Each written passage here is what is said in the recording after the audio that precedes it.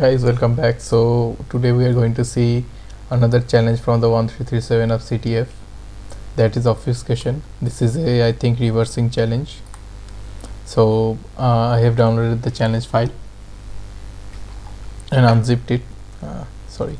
So we have a challenge folder and we have a challenge.c file and an output file. So if I just open the output file, you can see it's in binary output, so the data is in raw binary format, and we have the challenge.c file. This is the ugly looking file. So what we can do is that we can just deobfuscate it by doing some simple match and replace. So by it's in C code, so with an every semicolon we can just replace it with a semicolon and new line, so it will look a lot better. And this we can say, let's rename it to array. So this one is good. Say let's rename it to some function and some function 1, then rename it to some function 2. Then what we can do is that here is our main function. So for main function we know that this one should be argc, this is basic C, and for the character array that's it's argv. So this is this it's now looking a lot better. And if we do this, and you can use ChatGPT to deobfuscate it. I think I will try that. Let's try that. Deobfuscate this C code, or you can just do it like I was doing initially, with renaming every variable you have like this. Sorry for that. Let's see what he's doing.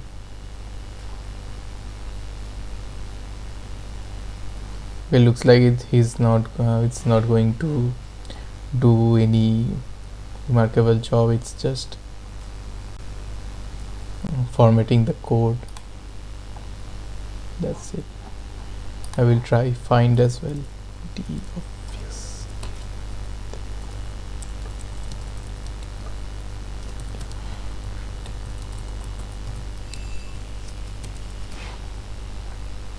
So let's just copy this, and let's see, it's formatted.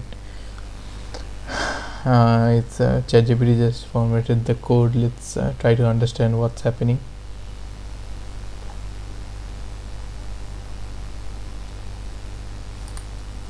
I don't remember seeing this thing.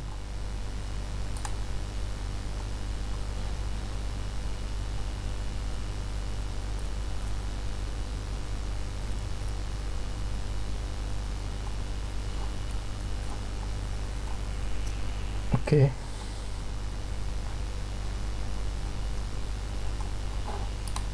let's see what find is doing. Okay, looks like find has done a much better job at making the code much more simple than it already was.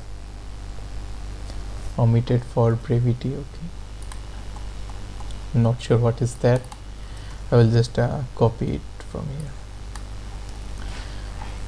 Okay, so this is the array. This is the process string function. It's taking in string input, character pointer. Sorry, that's how you pass I think strings inside C, because string is a character array, and in order to pass it is called by reference, and that's the invariable, and it's returning it's making every item in the array in the character array, and it's XORing the value with the array, and the index it's using it's I, then modulo the size of the array, and then it's XORing the result with this value, then it's adding this value, then subtracting this value. So what we can do is that we can just do this in Python. Sorry for that. IPython. It's an interactive shell. So here's, you can see this is the final result. This evaluates to this, so it's doing this and XORing the whole result with this thing, and the final result is being XORed with the input string, whatever the result it has, and finally it's opening the file and it's, I think, reading the file. So that's pretty much it. So there's the output file. So we have the output file. So what we can do is that we can try to write a get flag script. I will try to write a get flag script again. Hopefully it works. Python 3. I will just copy this thing. Let's say bytes data, and I think it's the syntax is like this. Word wrap it, and then what we can do is that we can open the file with open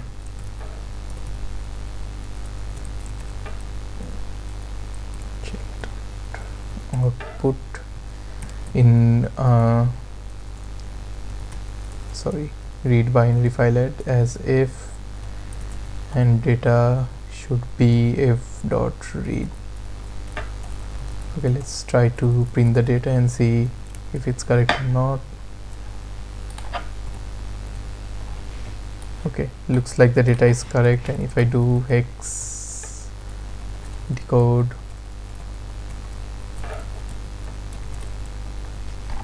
okay, so we sorry for that. So we have the data and we have all the arrays and everything. So what we can do is that we know that XOR is associative. Associative means that if I do this A XOR B equals to C, then I can do this A equals to B XOR C. Similarly, if it's something like this, then say it's something like this, I can do that.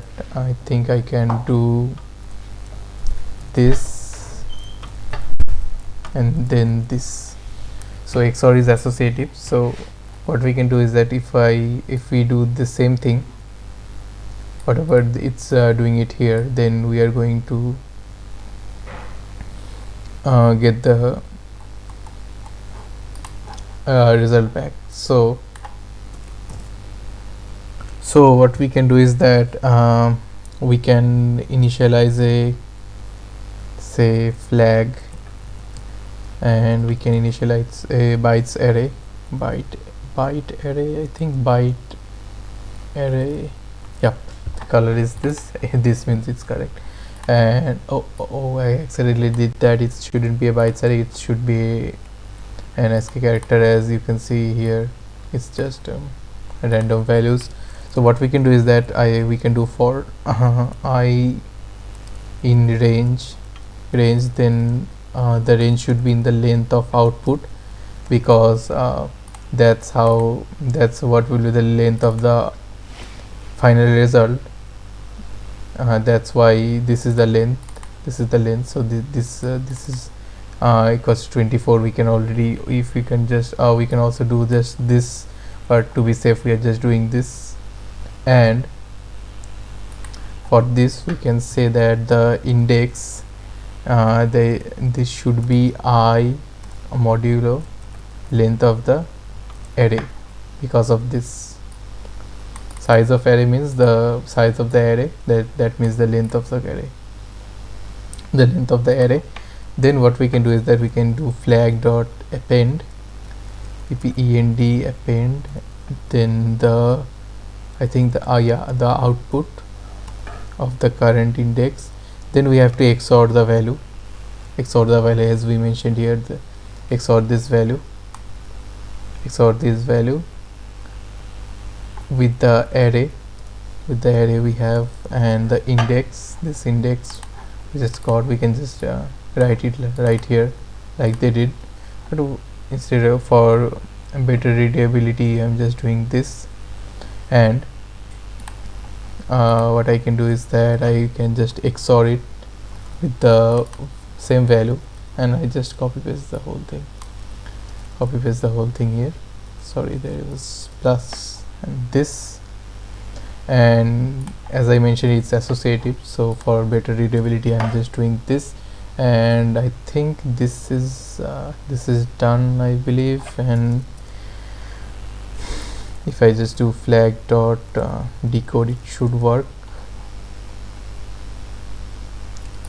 Sorry, I just it's bytes, it should be bytes, data bytes. Let's make it data. Okay, we have already data, so just make it array. Just making it array, and this is not output, this is data. If I do this, bytes must be in the range of, okay, sorry, I missed this thing. The value should be in the range of this.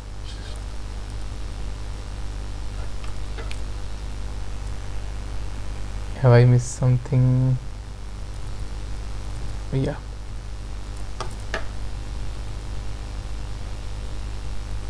Then it should be 256. Yep, that's the flag.